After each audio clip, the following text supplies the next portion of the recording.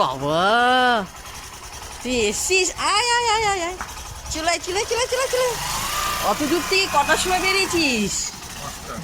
আচ্ছা তুই টুপিটা খোল। আচ্ছা আয় আয়, ঢোক ঢোক ঢোক।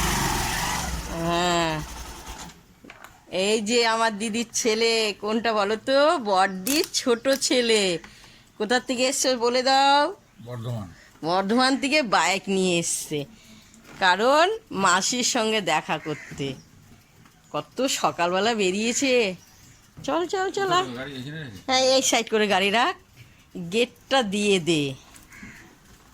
হ্যাঁ, গেটটা দিয়ে দে। বাড়ির সবাই ভালো আছে তো? মেয়ে কেমন আছে তোর? বৌমা? শরীর খারাপ। আর বলিস না, কেউ বলবে না যে আমি ভালো আছি।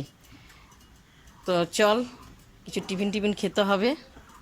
দেখো কি নিয়ে এসছে আমার জন্য আমার দিদির ছেলে। এই যে ধান, কারণ ধানটা যে বৃহস্পতিবারে পুজো দিতে হয় ঘটে, তাই ধান নিয়ে এসছে আমার জন্য। দেখো আলু নিয়ে এসছে। এগুলো আনতে গেলি কেন? এটা ঠিক ছিল ধানটা, আর দেখো আমাকে দিচ্ছে। চলো আয়, ঘরে আয়।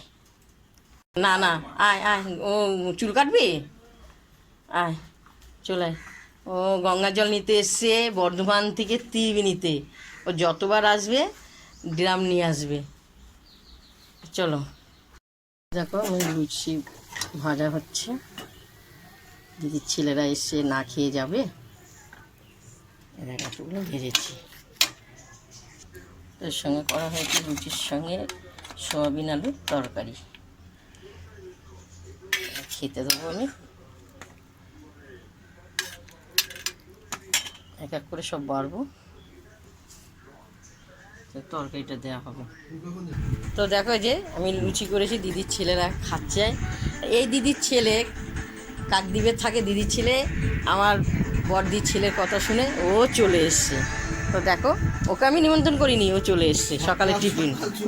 তো দেখো আমারও বাড়ির হাজব্যান্ড আজকে ছুটি, তো ওরা সবাই একসঙ্গে খাচ্ছে মেসোর সঙ্গে। দেখছো সকালের টিফিন। খাও খাও খাও খাও।